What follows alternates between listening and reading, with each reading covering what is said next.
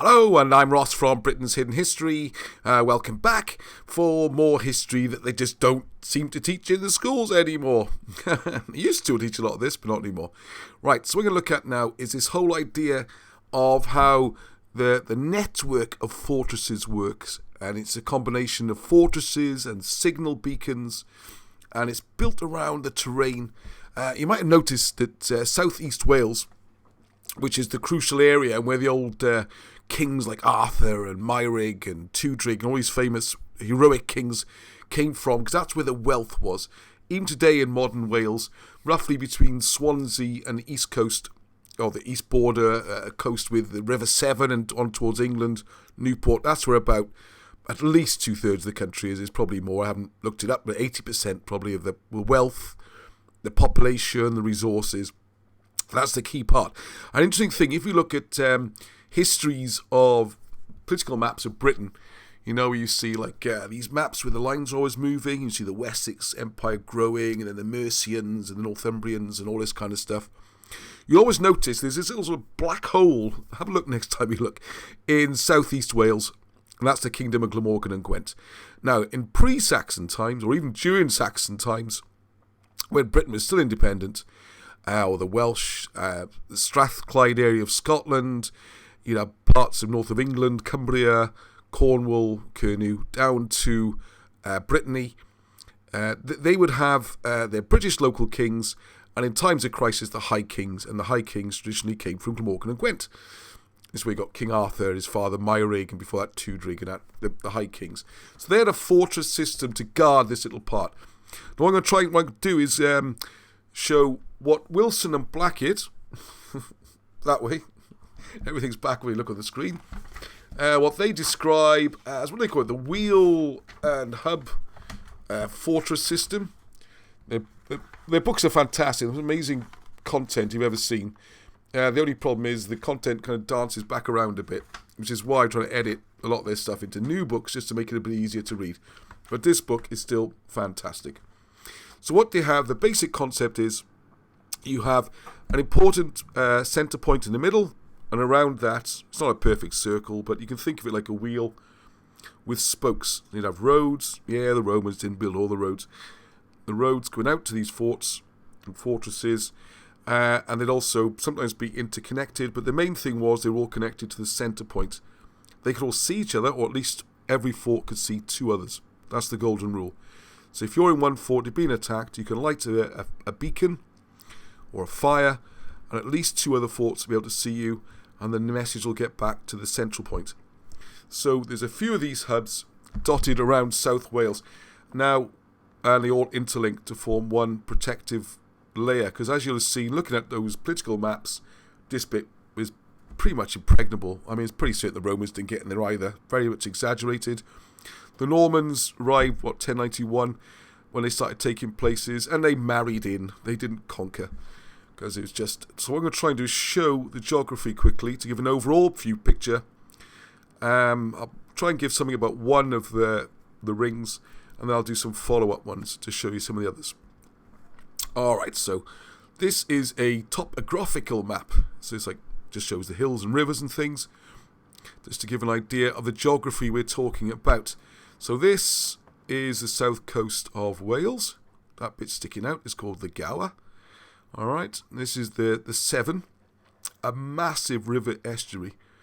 Britain should make more fuss about this river and nothing else, because it's... sorry, I've zoomed out a bit too far perhaps. This is one of the major estuaries in the world. It's got the second highest tidal range, you know, how much the water goes up and down on a daily basis. As Patricia in Canada points out, there is one in Canada that's higher, but this is the second highest. And this was the main way in and out of Britain to trade with the Mediterranean predominantly. This is the trading thing.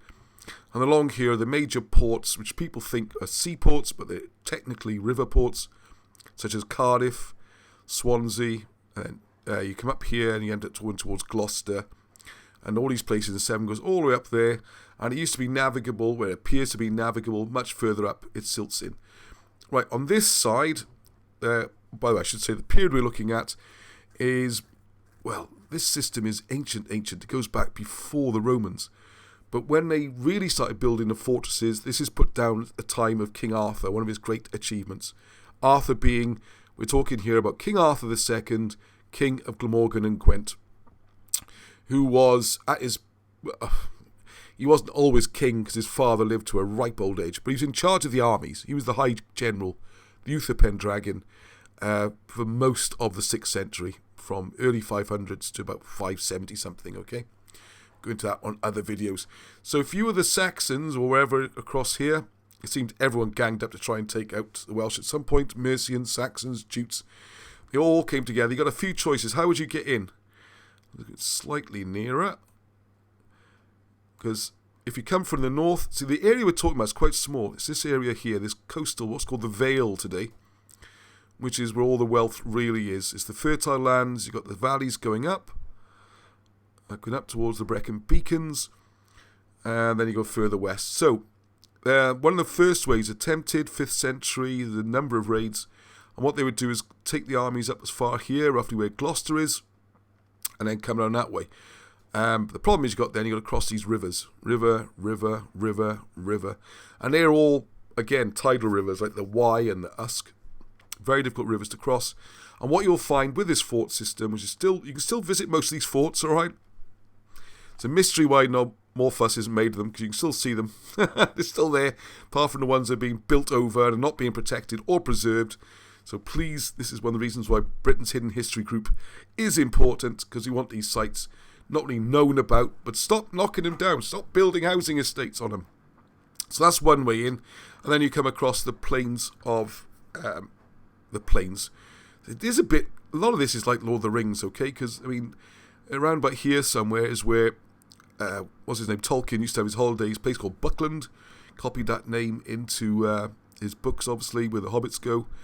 And around here is where the dragon. All that's in different videos. And where is Middle Earth, etc. But anyway, this coastal plain, or the Vale, is where you're trying to get to. So you come that way, or you can come straight across, and you think that looks the most obvious. I'll land on this south coast somewhere along here. But what you'll find, I'll show you in a minute, this is nearly all high cliffs, very few places to land, and the places that are able to land on, again, form another ring. So in this area, Cardiff's about here, in case you can't see. This area, again, forms another wheel. So you've got another hub in the middle. So for that part, it'd be Pentre Meirig, named after Arthur's father, King Meirig. And you'll see along the south coast a whole string of forts blocking the estuaries, the potential landing points, such as Nash Point, which I'll show some pictures of. If you come from the north, and I'm going to zoom in a bit now to give an idea. Ooh, slow down. If you come from the north, you got this massive landmass of the Brecon Beacons, huge hills, very barren, almost a wilderness. So very difficult to come through there. And when you come down into here, you have these valleys. Where I come from, Valley Boy, see? They come in the valleys. And that's again where you have the major points are again blocked. All the valleys got the forts, and you get another fortress system, a wheel system, which hang on a second. That's what I just change over to, I think, Google's Maps. I got that set up. It's slightly better for this, and rather than you watch me flick through. Sorry. Try again. Still on the same one. Yep. Here we go. All right. So you can't see the mountains swell on this. That's why I like the other one. What you can do on here is see the places. So there's a Severn, there's Gloucester. Like I said, you come this way down the Wye Valley. Outstanding natural beauty. It certainly is. This is where Shakespeare is supposed to be inspired to write his Midsummer Night's Dream. It's based on that area. It really is phenomenally beautiful. And if you come here, Tintern. This is Stone of the King. Tern is king. And again, this is one of these rivers where, as an army was escaping in this occasion, Meirig was chasing them out. His father blocked the way, Tudrig, getting the locals just to block the ford long enough, because all of these are extremely tidal. You can only cross at low river. Well, modern day we got bridges, but in those days. So if you could hold them back while the tide was low, they'd have to wait for the tide again, another 12 hours, by which time the main army was going to come and capture them. But that's another story. You can look at the story of Tudrig, some other place. You see the valleys coming down here. Okay, Pontypridd, that's near to where I am. And what I want to show you just across from here is, always makes the boys laugh, is Llantrisant, Talbot Green. You see one of the other videos. Anyway, you got here, it's called Arthur's Butt. There's Llantrisant, Bather, and here's Arthur's Butts, which is the buttresses, okay? That's what it stands for. And down here, you've got things like Rusaisen you've seen, which is one of the massive hill forts, which blocks the valleys. So that's the way in which, so you'll have a ring, the south coast, or the cliffs along here. So you'll have a fort here, Barry. We'll show some of those now. And then you'd have, it's a small town these days, but Pentremeirig would be around about here somewhere. And then you have a ring of the southern coast forts here. And then another one I want to mention, someone's asking about beacons and signalling systems. Well, possibly the best example of that is, if you come down from Cardiff, you've got Penarth. Now, it's a slightly disagree with Wilson and Blackett. Yes, it's not a cult. We are allowed to disagree, okay? Penarth, they say, is the head of Arthur, because Arth standing for Arthur, obviously King Arthur. And the reason it's the head, because if you've got a fort there and a lookout point, so you can see anyone coming down the Severn, and then fort, all along here, okay, on the key points. Porth Kerry, we're going to look at that in a minute. And this is the head, the top of them. I have a slightly different view, because Arth can also mean, Garth, with a G in the front, can mean defences, or fortress in Old Welsh. And if you look up here, Tas Taftswell, Pontyclean, Llantrisant, so roughly round about there anyway. This is where the Garth mountain is. We do call it a mountain, it's the highest, they're technically, some English people decided, that Garth's here, right next to Penturk, because it's 900 and whatever, 80 odd feet, Gwaelod de Garth, so the Garth is here. That it's not a mountain because someone decided it's got to be 1,000 feet. There we are, call it, that's your rules. It's the Garth mountain, okay? And from the Garth mountain, I've done videos on this, you can look in my videos, you get a very clear view of Penarth. So I would say the main buttress is the Garth, because from the Garth, is about there. All of these places around South Wales can all see the Garth. The Garth can look right across into England. It can look across all these places and the main defensive points. So as soon as the beacon goes up there, all the beacons around these hilltops, guarding all the valleys and everything that can say, look out, attack's on its way. All right, now what we're going to look at first, I'm not going to be able to cover everything in one video because it's a huge subject. I'm going to do follow-ups showing you specific rings and some of the forts. We visit them. You can go and see them, okay? This is not like wild conspiracy stuff. You can go and see the sites. At least remains are still there, and we're losing them quickly. But one of the most important ones is... Oh, I had it on screen a second ago. Newport. Here we go, too far east. You got Caerleon, which is obviously famous for the Roman fort. But again, you got this strange situation where the Roman bit, with millions spent on it, is down there, whereas slowly getting buried under houses. Oh, God, is that it? That's all that's left. Is that Lodge Hill? No, that's the cricket ground. Sorry, it's further up. Phew. I thought it's even worse than I thought. I think it's here. Yeah, I think that's it. This is where the not much left, because housing estate, which Wilson and Blackett, thank goodness, wrote to the Secretary of State. They were going to build over the whole thing. Oh yeah, because there's the generator. It's around here somewhere. The point is, it's got an amazing view looking over the crossings of the rivers, and that's one of the... So you can look across to Mal Pass, and it can cover that's the key point. And you'll see how that forms another wheel for this Eastern Gwent one. So what we have in quick turns, we've got a wheel guarding the east, the Gwent, that kind of area. There's one for the south coast. We've got another one around... So I'm not going to spoil the surprises here, but this is where Camlot would have been, around Caermelin, around about here, which would cover this area of forts. And then we got other forts up here on another ring. And then one more, which is a little bit different, down by Port Talbot, is you'll see videos done again about, what do they call it, Britain's first city, and it's Mynydd Venus. And the curious thing about that is the fort faces, the circle faces inland. And what this is implying is that they came from the sea, They settled and they defended themselves from attack coming the other way. Same principle though. Central fort location, smaller forts around it, and it works on a hill fort principle. Because the idea was not in those days, if you got Roman or Norman forts, they are forts of oppression. So their purpose is to stick them in the middle of the town and basically breathe down the people's necks and say, you know, we're in charge, you're going to be scared of us. And also it meant that they could be attacked because they're in a big castle, okay? So let's give some ideas here. Wilson Blackett mapped all this out, right? It's clever stuff. Where these forts, like hill forts and stuff, they are on the high ground because you can see the enemy coming. You're not worried about your own population. They're your people. You could live in town. You can have a normal house. They're on your side. They're your people. What you're worried about is the ones outside. So you want to be on the high ground. You can see anyone coming. And if someone comes, the idea of a hill fort is not to hold out a siege. You might get your women, your children, your livestock, your horses, very crucial. Get them up there for temporary refuge. But the code of honour and necessity demanded that you went down into the field and you met your enemy. You couldn't sit in your castle. Because for one, no help's coming. For two, everything's going to get destroyed. You'll manoeuvre them around, as you see in some of the campaigns, but you have to meet them. You don't have a siege. Right, so here's one place. So I'll try and get through all these in more detail another time. But just quickly, here's what the famous Roman site, Caerleon on the river, basically a trading port. They never took Wales, that's a trading port.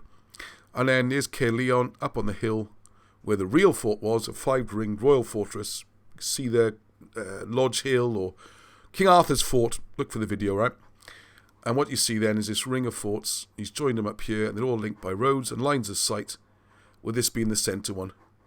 All right, and they can everyone can see at least 2 others. And it's brilliant. You can see more details of this. So if an attack comes this way, they can light up. They'll see it. The message gets passed on. And then the commander can decide if he's going to deploy here and meet them or let them come on a bit, so meet them somewhere else.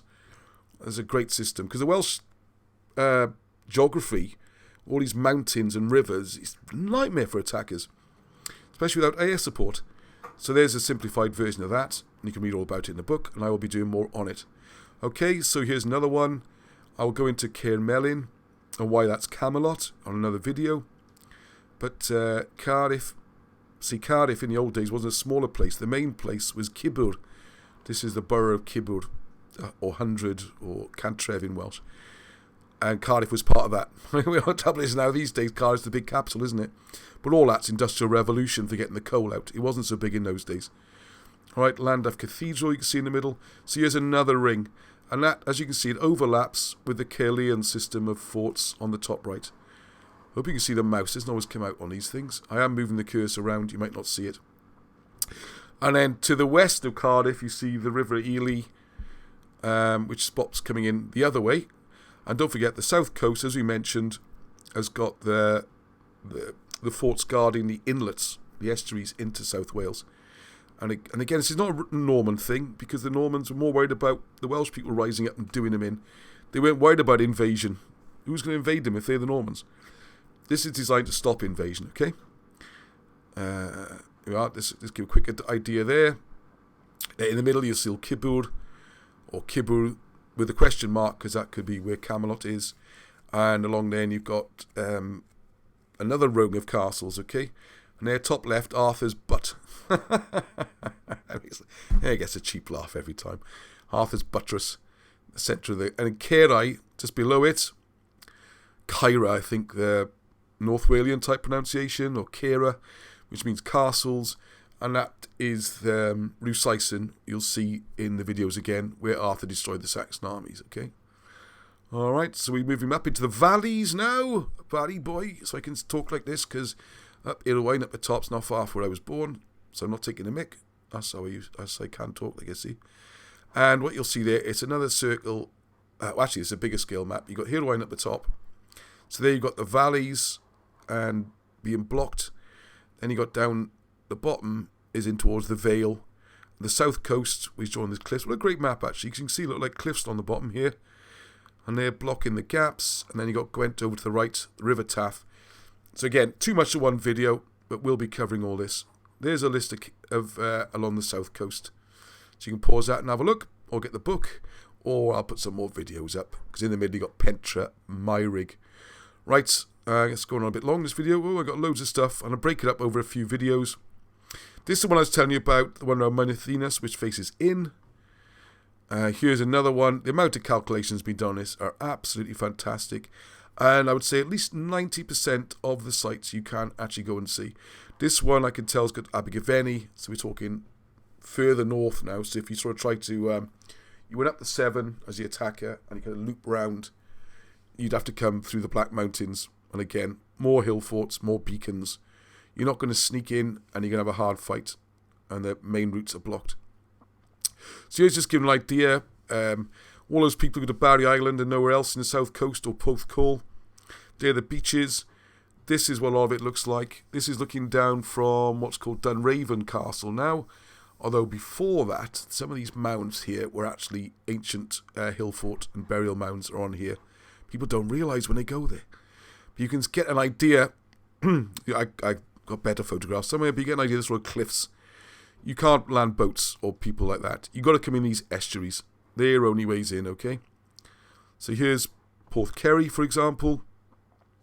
And up on this side on the left, you'll see the boat-shaped burial mound of Kerry, who was the king. And it's a strategic place for him to be buried, and have his burial mound. And on the top right, which you can see very little of now, was a fantastic fortress. You can still see bits of it, but be very, very careful, because that cliff is crumbling away and disappearing all the time. It's not being commemorated. It's like people can't wait for it to go. And sometimes you see some very weird things here. It just so happened one of the days we were filming there a couple of years ago, and the BBC were also filming. Look at that. There's the Cybermen. And they've come in this way, because it's pretty much the only way you can get into the south, this part of the south coast. So yeah, excited my little boy. Or 3 of them. Alright, okay, so there we are. So just to give you an idea, I hope we got the basic concept across. The territory of South Wales is such that you've got the mountains, the beacons at the top, with the valleys coming down, and there's forts blocking all the valleys and the crossing points of the rivers. Or you come in from the east, you come right at the top, Abergavenny, the Black Mountains, all blocked. If you come down through Gloucester way, you've got the rivers, Usk and Wye, and those places to cross. All the crossing points are covered, and it's very difficult terrain.